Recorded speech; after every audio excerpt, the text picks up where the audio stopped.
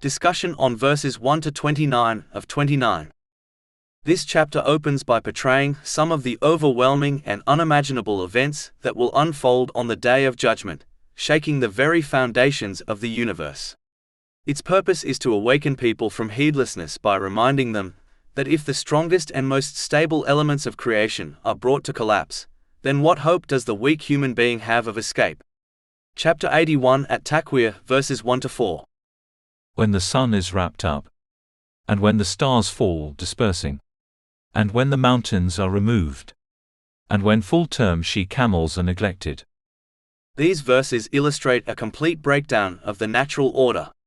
The sun, a source of life and stability, will lose its light. The stars, which appear fixed and reliable, will scatter. The mountains, symbols of strength and permanence, will be removed. Everything that people rely upon as constant and secure will cease to function. This powerful imagery is meant to humble the human being and remind them of their fragility and dependence on Allah, the Exalted. In particular, the mention of full-term she-camels, among the most valuable possessions to people at the time, being abandoned, carries a profound lesson. It signifies that even the most prized worldly assets, which people dedicate their time, effort, and emotions to, will lose all value on that day. In contrast, the very things people often neglect in this life, such as sincere obedience, remembrance of Allah, the Exalted, and righteous deeds, will become the most valuable and sought after. This verse is therefore a direct call for individuals to reassess their priorities, while they still have the opportunity to do so. It urges people to reflect on how they are using their time, energy, and resources. Are they investing in what will benefit them eternally, or are they consumed by temporary gains that will ultimately be abandoned? The one who understands this reality in this world will begin to redirect their efforts. They will use the blessings they have been granted in ways that please Allah, the Exalted, ensuring that their life is structured with purpose and clarity. This leads to a balanced mental and physical state, where everything and everyone is placed in their proper position. As a result, such a person not only prepares effectively for the hereafter, but also attains peace of mind in this world. On the other hand, the one who ignores this warning will continue to overvalue what is temporary and undervalue what is eternal. This misplacement of priorities leads to regret, first subtly in this world through stress and dissatisfaction, and ultimately in the hereafter in a far more severe and lasting form. Thus, these opening verses are not merely descriptions of future events, they are a powerful reminder to act now. They call on a person to realign their life before the moment arrives when realization comes too late and no opportunity for change remains. The description of some of the events that will unfold on the Day of Judgment continues. Chapter 81 at Takwir, verses 5 to 7.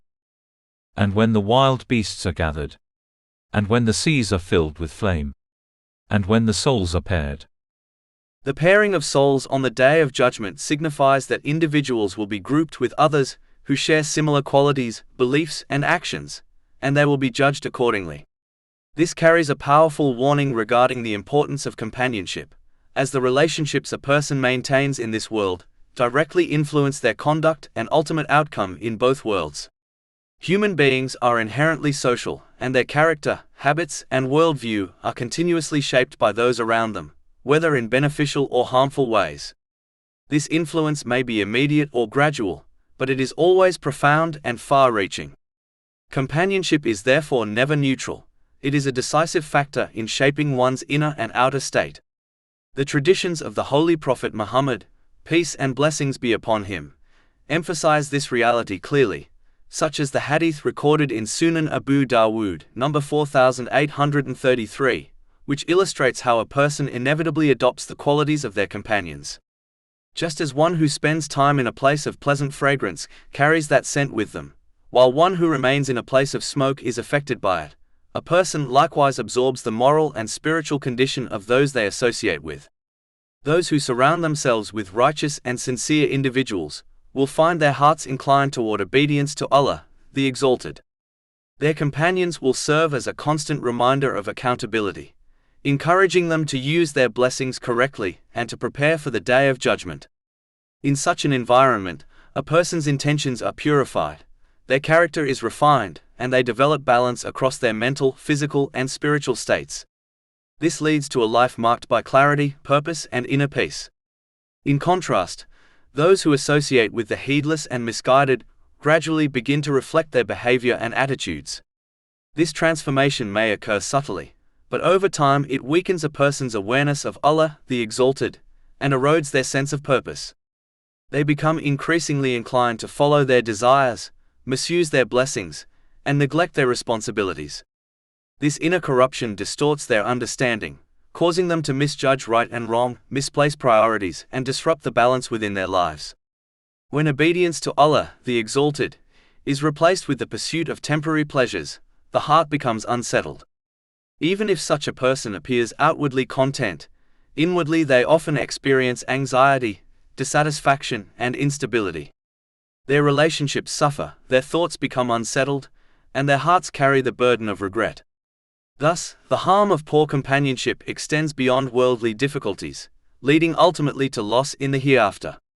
On the other hand, righteous companionship cultivates faith, strengthens resolve, and prepares a person for lasting success. It nurtures tranquility within the heart, and aligns a person's life with their true purpose. For this reason, a wise individual carefully chooses their companions, seeking those whose presence inspires remembrance of Allah, the Exalted, and whose character encourages adherence to truth, righteousness, and sincere devotion. Among the many matters for which people will be questioned on the Day of Judgment, this chapter draws attention to one specific crime that was widespread before Islam, in order to highlight the gravity of injustice and the corruption of misplaced values. Chapter 81 at Takwir, verses 8-9. And when the girl who was buried alive is asked, for what sin she was killed. This powerful image exposes the brutality of a practice that existed among some Arabs prior to Islam, where infant girls were buried alive. They were viewed as a burden rather than a blessing, and their existence was wrongly associated with shame upon their families. By bringing attention to this crime, Allah, the Exalted, not only condemns the act itself but also restores the dignity, honor, and value of every human life, especially girls. Islam decisively abolished this oppressive custom, and challenged the mindset that gave rise to it. Chapter 16 and Nahl, verses 58-59. And when one of them is given the good news of the birth of a female, his face becomes dark and he suppresses grief. He hides himself from the people, because of the ill of which he has been given good news about. Should he keep it in humiliation, or bury it in the ground? Unquestionably, evil is what they decide. In these verses, the birth of a daughter is explicitly described as good news, yet the negative reaction of those who reject this blessing is exposed in detail, their inner feelings, outward expressions, and shameful behavior. This comprehensive criticism demonstrates the severity of such an attitude. It is not merely a social flaw, but a deeply rooted moral failure that Islam seeks to eradicate. Despite this clear condemnation, traces of this mindset can still be found. Some people may not act in the same extreme manner, but they may still inwardly prefer sons over daughters, or feel disappointment at the birth of a girl. Such an attitude contradicts the teachings of Islam, and reflects a failure to appreciate the wisdom and mercy of Allah, the Exalted. The one who harbors such feelings should reflect, feel ashamed of this mindset, and strive to correct it sincerely. Islam goes further by highlighting the great reward associated with raising daughters with care, dignity, and proper guidance. The traditions of the Holy Prophet Muhammad, peace and blessings be upon him, repeatedly emphasize the virtue of nurturing daughters, promising immense reward for those who fulfill this responsibility correctly. This shifts the perspective entirely, from viewing daughters as a burden to recognizing them as a means of attaining immense blessings and success. While it is natural for parents to feel concern for their children, especially in a challenging world, this concern should not lead to dissatisfaction with what Allah, the Exalted, has decreed. A parent's duty is to raise their children according to Islamic teachings, instilling good character and faith, while trusting Allah, the Exalted, with what lies beyond their control. Ultimately, this passage serves as a reminder to reassess values. What people may consider a burden can, in reality, be a great blessing, and what they may pursue with pride can lead to regret. True success lies in accepting and appreciating what Allah, the Exalted, grants, using it correctly, and aligning one's mindset with divine guidance. In doing so, a person attains contentment in this world and success in the hereafter. After highlighting a particular evil deed, Allah, the Exalted, directs people towards sincere and practical preparation for their accountability, by reminding them that nothing remains hidden from Him. Every intention harbored within the heart, every word uttered by the tongue, and every action carried out by the limbs will be brought to light and made fully manifest. Chapter 81 at Takwir, verse 10. And when the pages are made public. It is essential for a person to consistently evaluate their own actions, as no one, besides Allah the Exalted, has greater awareness of their true state than they do themselves. When a person sincerely reflects on their behavior, it awakens a sense of accountability within them. This honest self-assessment encourages genuine repentance from sins and motivates them to increase in righteous deeds, which means using the blessings they have been granted in ways that please Allah the Exalted.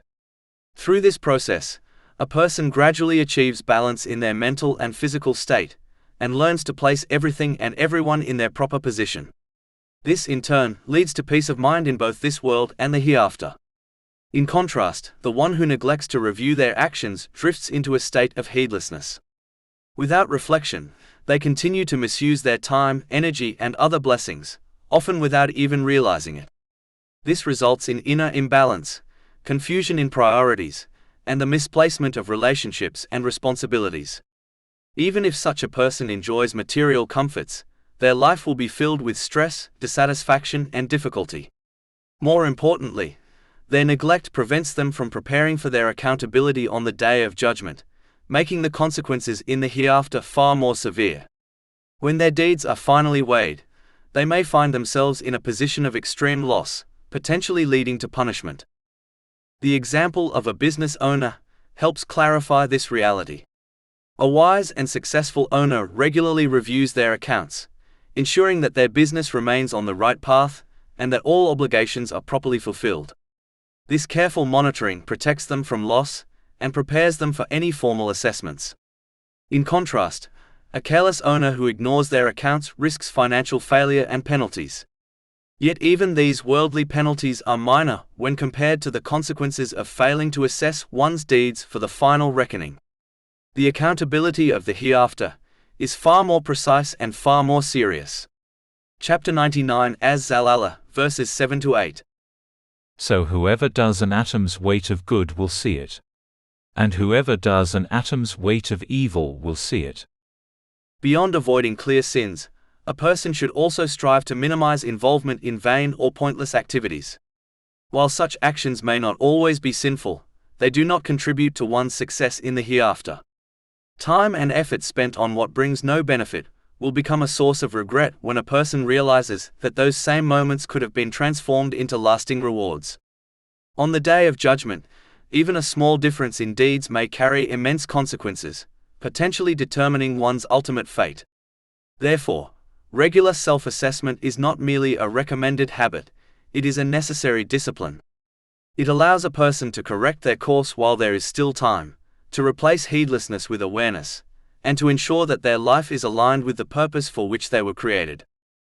The description of the events of the Day of Judgment continues with powerful imagery, concluding with a clear and practical reminder regarding preparation. Chapter 81 at Takwir, verses 11-14. And when the sky is stripped away, and when hellfire is set ablaze, and when paradise is brought near, a soul will then know what it has brought forward. At this moment, every soul will be fully aware of what it has prepared through its actions. There will be no uncertainty, denial, or confusion, only a clear recognition of one's deeds and their consequences. The final verse serves as a direct invitation for a person to engage in sincere self-reflection. It encourages individuals to examine their actions, intentions, and priorities in order to distinguish between what they are sending forward for the hereafter and what they will leave behind in this world. Every effort made in life will either perish with the world or accompany a person into their final reckoning. Most people tend to focus their efforts on what they will leave behind, such as wealth, property, and status. These are things that may benefit others after their death, but will not benefit them on the Day of Judgment. Excessive attachment to such matters often leads to neglect of what truly holds lasting value, resulting in regret when reality becomes clear. In contrast, the one who reflects sincerely on this truth will begin to prioritize what endures. They will dedicate their efforts towards righteous deeds, sincere intentions, and obedience to Allah, the Exalted. These are the actions that will accompany a person beyond death, becoming a source of comfort in the grave and support on the Day of Judgment. Such deeds will testify in their favor when they are in the greatest need. This understanding leads to a transformation in how a person lives. Their time, energy, and resources are used more carefully, ensuring that their efforts are not limited to temporary gains. Instead, they strive to invest in what will bring lasting benefit, thereby achieving peace of mind in this world and security in the next. Thus, these verses are not simply descriptions of future events, but a practical guide for the present. They remind every person that the reality of the hereafter is certain and approaching, and that preparation must be undertaken now. The successful individual is the one who recognizes this truth and acts upon it, ensuring that when the moment of accountability arrives, they are met with success rather than regret. Chapter 81 at Takwir, verse 14. A soul will then know what it has brought forward. A person should recognize that regrets can be divided into two distinct categories, and understanding this distinction is essential for setting correct priorities in life. The first category consists of worldly regrets, such as not getting married, not having children, or missing out on certain opportunities. These regrets, regardless of their nature, are temporary. They either fade when a person fulfills their desire, changes their perspective, or ultimately passes away. Their duration is limited to one's lifetime, and although they may cause sadness or disappointment, they do not result in severe or lasting consequences. Furthermore, if a person is granted entry into paradise through the mercy of Allah, the Exalted, these regrets will completely disappear and hold no significance. The second category consists of the regrets of the hereafter. These are far more serious and long-lasting. The period of the grave and the Day of Judgment will far exceed the short span of worldly life, making these regrets far more enduring. They will only come to an end when a person enters paradise, which may not occur immediately, and could take an extremely long time. Chapter 22 Al-Hajj, verse 47. And indeed a day with your Lord is like 1,000 years of those which you count. In addition to their duration, the severity of these regrets is also far greater. They are not limited to emotional discomfort, but may lead to punishment and immense hardship. A person may regret not using their time, wealth, and abilities correctly, realizing too late that these blessings could have been transformed into lasting reward. Such regret will be accompanied by consequences that cannot be undone. Therefore, a person should reflect deeply on this reality and act with wisdom and fairness towards themselves. True care for oneself lies in prioritizing the removal of the regrets of the hereafter, before attempting to resolve the temporary regrets of this world. This is achieved by using the blessings one has been granted in ways that please Allah, the Exalted, thereby preparing properly for the inevitable meeting with Him. Chapter 89 Al-Fajr, verses 23 to 24. And brought within view that day is hell. That day man will remember, but how, i.e., what good to him will be the remembrance? He will say, "Oh, I wish I had sent ahead some good for my life." After briefly mentioning some of the events of the Day of Judgment, Allah, the Exalted, directs attention back to the created world, inviting reflection on the clear signs of His oneness and authority. Through this reflection, a person is guided to recognize that He alone deserves to be obeyed in every situation, which ultimately leads to peace of mind in both worlds, by establishing balance in one's mental and physical state, and by placing everything and everyone correctly within life. Chapter 81 at Takwir, verses 15 to 16. So I swear by the retreating stars, those that run their courses and disappear. These verses draw attention to the celestial bodies, which serve as yet another powerful sign of precise design and control. The stars that illuminate the night sky are not randomly scattered, rather they follow exact patterns and movements that reflect order and purpose. For thousands of years, long before the development of modern tools, people relied on these stars for guidance. Travelers used them to navigate vast deserts, sailors depended on them to cross oceans, and entire societies organize their lives around their predictable cycles. Chapter 6 Al-An'am, verse 97. And it is He who placed for you the stars that you may be guided by them, through the darknesses of the land and sea.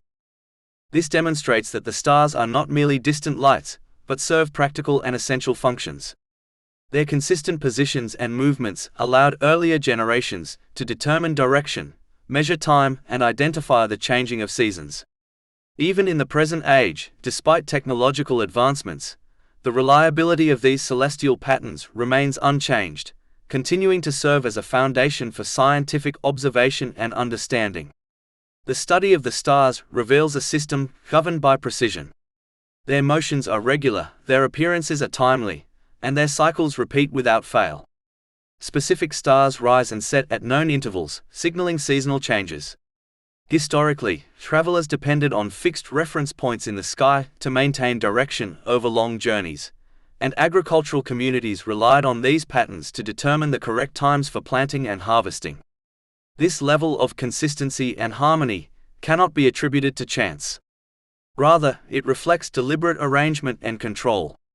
The order observed in the heavens points to a creator, whose knowledge encompasses every detail, and whose power sustains every movement. The stars, therefore, are not only a source of beauty, but also a means of guidance and a sign for those who reflect. Through observing this balance and precision, a person is reminded that just as the universe operates under perfect order, their own life must also be aligned with the guidance of Allah, the Exalted. By doing so, they achieve true balance, clarity, and tranquility, both in this world and in the hereafter. The path of the sun ensures that the earth receives a perfectly balanced alternation of light and darkness. Chapter 81 at Takwir, verses 17 to 18. And by the night as it closes in, and by the dawn when it breathes.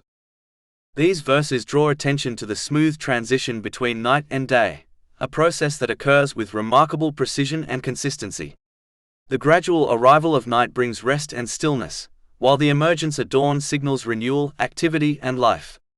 This continuous cycle reflects careful design and purposeful arrangement. The timing and variation of days and nights throughout the year allow people to benefit from both periods in the most effective way. The length of daylight enables work, productivity, and engagement in essential tasks, while the night provides the necessary opportunity for rest and recovery. If the days were excessively long, people would experience exhaustion and strain due to prolonged activity. Conversely, if the nights were extended, there would be insufficient time for fulfilling responsibilities such as earning a livelihood, seeking knowledge, and maintaining daily affairs. Likewise, if the nights were too short, the human body would be deprived of adequate rest, leading to physical and mental imbalance. This balance is not limited to human life alone. The natural world is equally dependent on this precise system. Crops rely on the regulated pattern of sunlight and darkness for growth, and any disruption to this cycle would negatively affect agriculture, ultimately impacting both people and animals. The stability of ecosystems, weather patterns, and biological rhythms all depend on this carefully maintained order. The harmony observed in the alternation of day and night, along with the wider balance found throughout the universe, clearly points to the oneness of Allah, the Exalted. Such perfect coordination cannot arise from multiple independent powers, as differing wills would inevitably result in conflict and disorder. Instead, the unity, consistency, and precision of these systems indicate a single, all-powerful Creator, who governs all things with complete knowledge and wisdom. Chapter 21 Al-Anbiya, verse 22.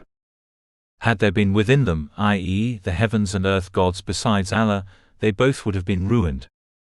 The same Creator and Sustainer who established perfect balance throughout the creation is also the one who revealed a divinely balanced code of conduct to humanity. This guidance was conveyed through the Archangel Jibril, peace be upon him, to the Holy Prophet Muhammad, peace and blessings be upon him. Chapter 81 at Takwir, verses 19 to 21. That indeed the Quran is a word conveyed by a noble messenger, who is possessed of power and with the owner of the throne, secure in position, obeyed and trustworthy. No matter how advanced a society may become, or how much knowledge humanity accumulates in fields ranging from science to medicine, It remains impossible for people to formulate a code of conduct that is perfectly aligned with human nature. Human understanding, while ever expanding, is inherently limited. Discoveries about the functions of the human brain, the subtleties of psychology, or the complexities of societal dynamics continue to emerge, highlighting the impossibility of independently creating a system that ensures justice, balance, and tranquility for both individuals and communities across all circumstances and eras. Only Allah, the Exalted, possesses the knowledge and wisdom necessary to create such a code. As the creator of all things, his understanding encompasses past, present, and future, as well as the infinite variations in human experience. Therefore, the divine code of conduct is uniquely equipped to distinguish good from evil, beneficial from harmful, and to provide guidance that enables individuals to live with balance, purpose, and peace of mind. Historical evidence further demonstrates the transformative impact of this guidance. Societies that have adhered to the divine code of conduct have experienced increased justice, harmony, and tranquility, while individuals who implemented it in their personal lives have achieved mental and physical equilibrium, ethical clarity, and meaningful purpose. People are therefore urged to embrace this guidance fully, even when aspects of it conflict with personal desires. The analogy of a patient following the advice of a skilled physician illustrates this point clearly. Just as the patient may initially resist unpleasant treatments or dietary restrictions, yet benefits from them in the long term, so too must individuals recognize that adherence to divine guidance, though it may challenge immediate inclinations, ultimately serves their well-being and leads to success in both worlds. The leaders of the non-Muslims of Mecca, much like previous peoples, employed various methods to discourage others from embracing Islam, motivated by the fear of losing their leadership and social influence. One such method was the slander of the Holy Prophet Muhammad, peace and blessings be upon him, including claims that he was insane. Chapter 81 at Takwir, verse 22. And your companion is not at all mad. Allah, the Exalted, exposes the folly of these accusations by emphasizing that the Holy Prophet Muhammad, peace and blessings be upon him, was not a stranger whose honesty could be questioned. He was born among his people, raised in their midst, and lived under their constant observation for many years before his prophethood. His life was an open record of honesty, integrity, and sincerity. His people knew him as trustworthy and upright, long before he received revelation. Chapter 10 Yunus, verse 16. For I had remained among you a lifetime before it. Then will you not reason? This lifelong testimony of character served as a divine proof. No one could reasonably accuse him of deceit when his existence had consistently demonstrated truthfulness. The Holy Prophet Muhammad, peace and blessings be upon him, is therefore described in the Holy Quran as the companion of his people, highlighting both his closeness to them and their familiarity with his character. This recognition should have been sufficient to compel his people to listen with fairness and an open mind. They had no grounds to doubt his sincerity, for he had never betrayed their trust in worldly matters. If he had never lied about everyday affairs, it was unreasonable to suspect deception regarding revelation from Allah, the Exalted. Yet many persisted in turning away, blinded by arrogance and attachment to worldly desires. The following verse is widely understood to refer to an aspect of the heavenly journey of the Holy Prophet Muhammad, peace and blessings be upon him, which the leaders of the non-Muslims of Mecca attempted to use as evidence to label him insane. Chapter 81 at Takwir, verse 23. And he has certainly seen him in the clear horizon. The second pronoun in the verse may refer either to Allah, the Exalted, or to the Archangel Jibril, peace be upon him, and this matter has been a subject of scholarly debate for many generations. Scholars from both sides have presented evidences and rational arguments supporting their respective positions.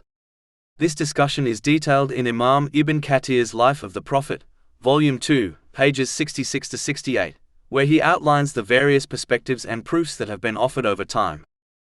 However, the crucial point for Muslims is that they should never allow themselves to become entangled in arguments over this and similar matters, to the extent that such disputes generate enmity, hostility, or division among themselves.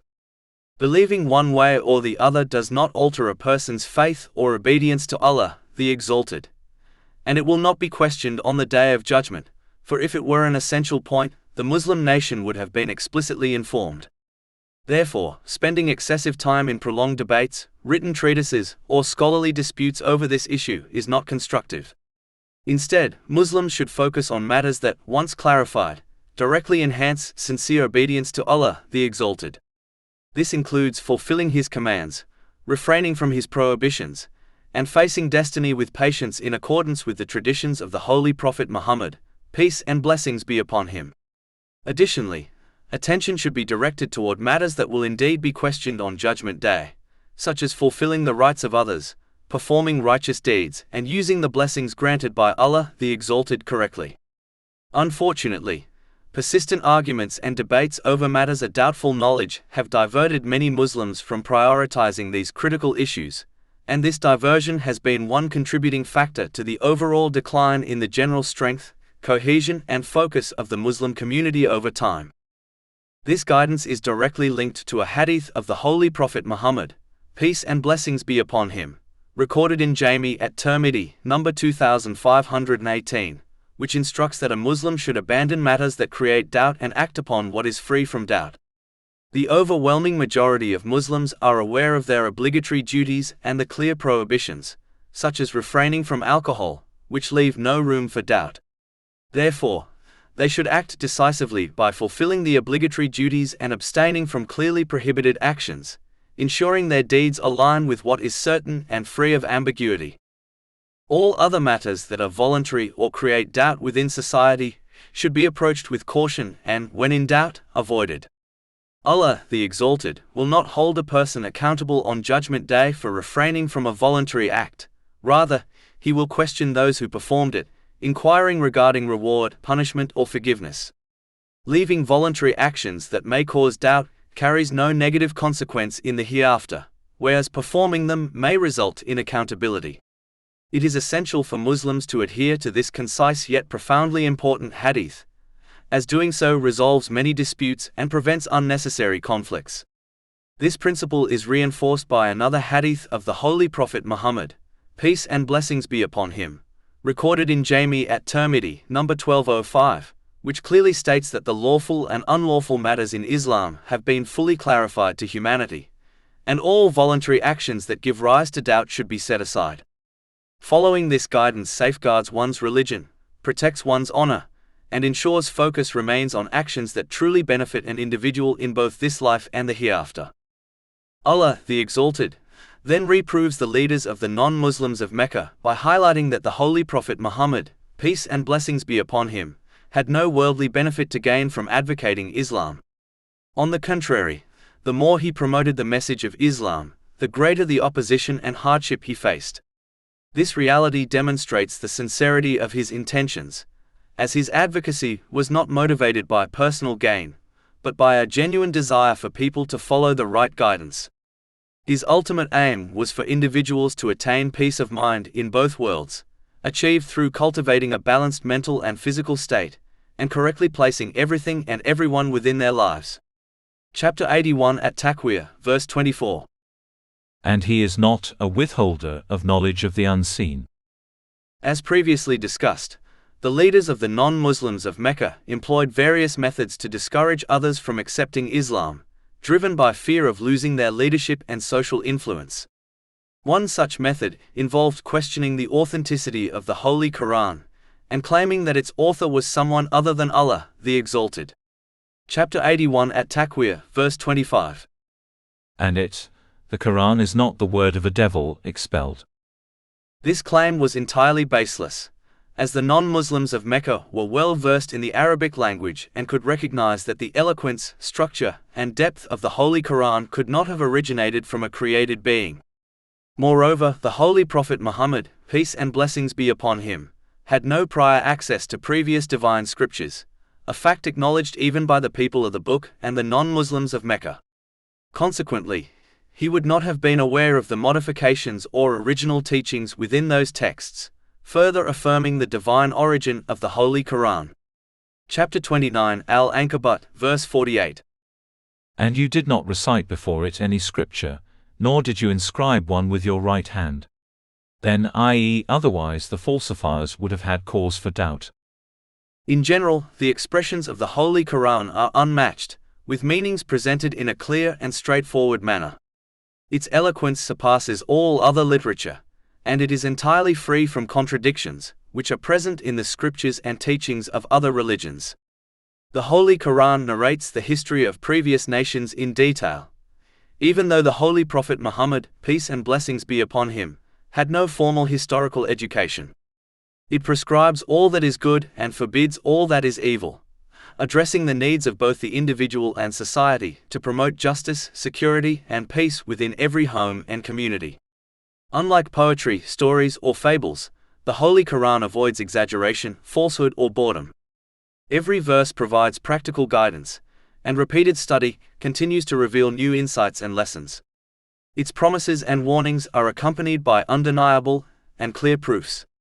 Even when discussing abstract concepts, such as the virtue of patience, the Holy Quran offers practical instructions for applying them in daily life. It guides individuals to fulfill the purpose of their creation, sincere obedience to Allah, the Exalted, by using their blessings in ways pleasing to Him. Following its guidance enables individuals to attain peace of mind and success in both worlds, maintain a balanced mental and physical state, and correctly place everything and everyone within their lives while preparing adequately for accountability on the Day of Judgment. The Holy Quran clarifies the straight path, making it appealing to those who desire true peace of mind and success in both worlds. Because it addresses the very nature of humans, its advice remains timeless, benefiting every person, place, and generation. When understood and applied correctly, it provides solutions for every emotional, economic, and physical challenge. Societies that have implemented the teachings of the Holy Quran correctly have historically reaped the benefits of its comprehensive and timeless guidance. Unlike any other text in history, the Holy Quran has been preserved without alteration, as promised by Allah, the Exalted. Chapter 15 Al-Hijr, verse 9. Indeed, it is we who sent down the message, i.e., the Quran, and indeed we will be its guardian. Allah, the Exalted, addresses the root problems within a community and prescribes practical remedies, ensuring that the countless branch problems that stem from these roots are automatically corrected. Chapter 16 An-Nahl, verse 89. And we have sent down to you the book as clarification for all things. This constitutes the greatest timeless miracle bestowed upon the final Holy Prophet Muhammad, peace and blessings be upon him. However, only those who sincerely seek and act upon the truth will benefit from it, while those who pursue personal desires and selectively choose from its teachings will encounter loss in both worlds. Chapter 17 Al-Isra, verse 82. And we send down of the Quran that which is healing and mercy for the believers, but it does not increase the wrongdoers except in loss. And chapter 81 at Takwir, verse 26. So where are you all going? Ultimately, since all of creation belongs to Allah, the Exalted, and exists entirely under His authority and jurisdiction, a person has no true choice but to adhere to His rules. Just as an individual will face consequences if they fail to comply with the laws set by the governing authority of a country, they too will encounter repercussions in both worlds if they neglect the rules established by the owner of the universe. While a person may choose to leave a country in disagreement with its laws, there exists no refuge beyond the dominion of Allah, the Exalted, where His commands do not apply. Similarly, although one may attempt to alter the rules within their society, they can never change the eternal and absolute decrees of Allah, the Exalted. This principle can be likened to the authority a homeowner exercises over their household. Even if others within the house object to the rules, the owner alone determines how the house is governed. In the same way, the universe is under the exclusive control of Allah, the Exalted, and He alone establishes its laws, whether people approve of them or not. Compliance, therefore, is not a matter of preference but of necessity, for the benefit and protection of the individual.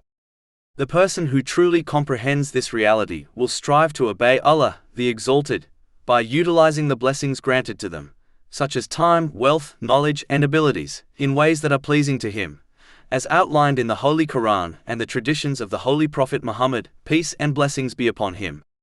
They may seek to understand the wisdom behind his commands and prohibitions, recognizing how they safeguard their well-being, promote the welfare of society, and cultivate peace of mind and body in both worlds. Conversely, one may choose to follow their own desires, rejecting the guidance of Islam, but such a choice carries inevitable consequences. Those who disobey the rules of Allah, the Exalted, must prepare to face the outcomes of their decisions in both worlds, for no objection, protest, or complaint can prevent the fulfillment of divine justice. Chapter 81 at Takwir, verses 26 to 29. So where are you all going? It is not except a reminder to the worlds. For whoever wills among you to take a right course. And you do not will, except that Allah wills, Lord of the worlds. These verses emphasize divine revelation as a profound reminder. Islamic teachings serve this role for all people, because they are perfectly aligned with human nature. Any system of guidance that conflicts with the innate disposition of humanity inevitably feels alien and creates mental and physical strain when individuals attempt to adhere to it. By contrast, the teachings of Islam, being divinely ordained, resonate naturally with the essence of human beings, fostering balance and harmony in both the mental and physical states. This intrinsic harmony is particularly evident among those who embrace Islam after following another religion or way of life. Many converts report an immediate sense of familiarity and inner alignment with Islamic principles, often without extensive study, as though they are reconnecting with truths already embedded within their hearts. Islam does not impose an artificial or forced framework. Instead, it restores human beings to their natural state as created by Allah, the Exalted. In contrast, other systems often demand adherence to codes that feel unnatural, giving rise to internal conflict, emotional unrest, and physical imbalance. However, this alignment may remain unperceived unless one approaches Islamic teachings with an open and sincere mindset.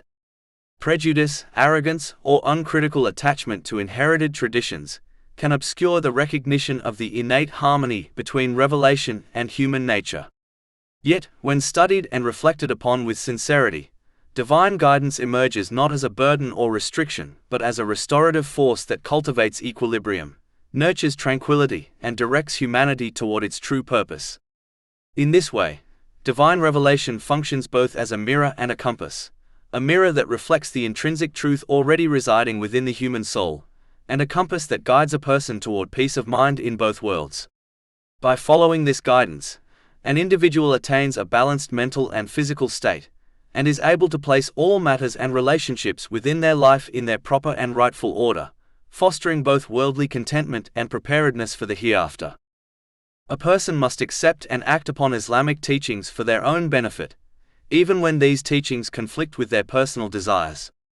Their approach should resemble that of a wise patient who faithfully follows the advice of a doctor, knowing it is best for their health, even when prescribed bitter medicines or a strict diet. Just as this patient achieves physical and mental well-being by adhering to expert guidance, so too will a person attain balance in both mind and body by sincerely following Islamic teachings. This is because the only one with complete knowledge of what ensures a person's mental and physical equilibrium, and who knows how to correctly place everything and everyone within their life, is Allah, the Exalted. Human knowledge, no matter how advanced, cannot achieve this level of guidance. Despite all research and expertise, society cannot resolve every challenge a person may face, prevent all forms of mental and physical stress, or provide the insight necessary to properly organize one's life. Limitations of experience, foresight, and inherent biases prevent humans from accomplishing this. Allah, the Exalted, alone possesses this knowledge, and He has granted it to humanity through the Holy Quran and the traditions of the Holy Prophet Muhammad, peace and blessings be upon him. The truth of this is evident when observing those who use the blessings granted to them, in accordance with Islamic teachings, compared to those who do not. Unlike a patient who may blindly follow their doctor without fully understanding the science behind the treatment, Allah, the Exalted, invites people to reflect on the teachings of Islam so that they may recognize their wisdom and positive impact. He does not demand blind adherence, rather, He encourages people to approach these teachings with insight, discernment, and an open, unbiased mind. Chapter 12 Yusuf, verse 108. Say, this is my way, I invite to Allah with insight, I and those who follow me. Furthermore, as the sovereign controller of the spiritual hearts of people, the very seat of peace of mind, Allah, the Exalted, alone determines who attains inner tranquility. Chapter 53 and Najm, verse 43. And that it is He who makes one laugh and weep. Thus, it is clear that true peace of mind is granted only to those who use the blessings Allah, the Exalted, has bestowed upon them correctly, following the guidance outlined in Islamic teachings. By doing so, a person achieves mental and physical balance, aligns their life correctly, and prepares for their ultimate accountability, securing a life of contentment and purpose in both this world and the next. Chapter 16 and Nahl, verse 97.